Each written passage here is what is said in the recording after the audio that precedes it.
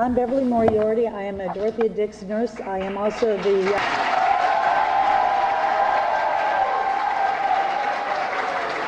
residing president of UE 150, the chapter at Dorothea Dix Hospital. The Division of Health and Human Services has been trying to no avail for many months to unite the Umstead Hospital and Dorothea Dix Hospital to merge them together, yet there have been safety and building considerations that have not met accreditations and inspections, and therefore this has not happened. We are now, on May 8th, we were given a notice that they were going to be starting to transition the hospital as of June 1st. We have this notice here without any preparation whatsoever, with 1 month's notice that this is going to come about. We have concerns about the disaster of going forward without preparation in this regard.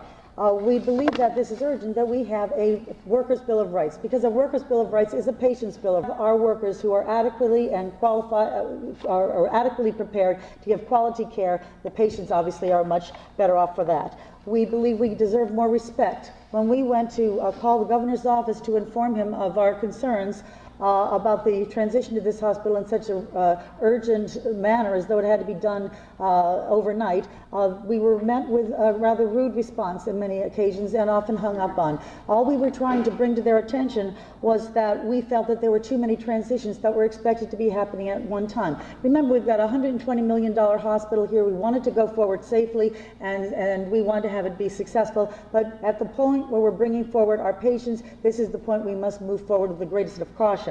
We believe that if we had had a stronger voice, then we would not have had the mess that we are facing right now. One of the things that has been in the newspapers and we have been rallying against is that staffing has been such a major consideration. We feel that at Dix, which is better staffed, I am assured, than what's going on over at Umstead, we are still having considerable injuries and staffing shortages.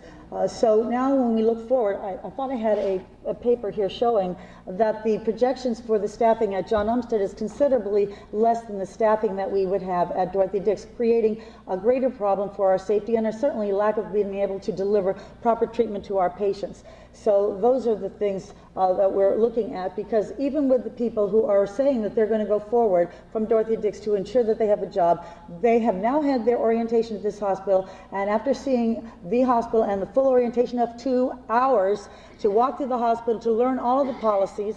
I had some paperwork here to show you. The policy book, which I took off of the computer, was this thick, and many of the policies aren't even in there yet, which have to do with rising to an emergency situation, meeting a emergency code.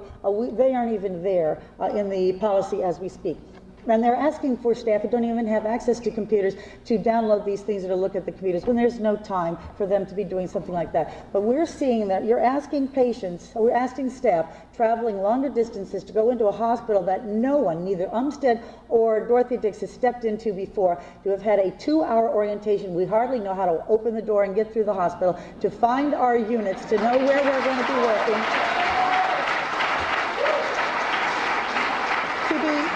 To be working with staff that we have never worked with before, to be working with patients that are being blended that have never been blended before, to have been given no access, to be told that we are to absorb these policies which are in the process of being written as we speak, to have not had our hands on to certain technologies. We're going from 19th century technology into 21st century technology without having any exposure, hands-on. How do we dispense our medications? I don't even think there's going to be a pharmacist there. They have some problems with their staffing. There are no way of evacuating. Nobody's had a mock evacuation. How do you transport these patients over to this hospital? This is why we feel this is in crisis. You are asking people to, I know, I just want to bring it together, how can you expect people to function properly when no one knows what they're doing? It's chaos, and yet we're supposed to be caring for patients who obviously will not be receiving any treatment for a good period of time to come.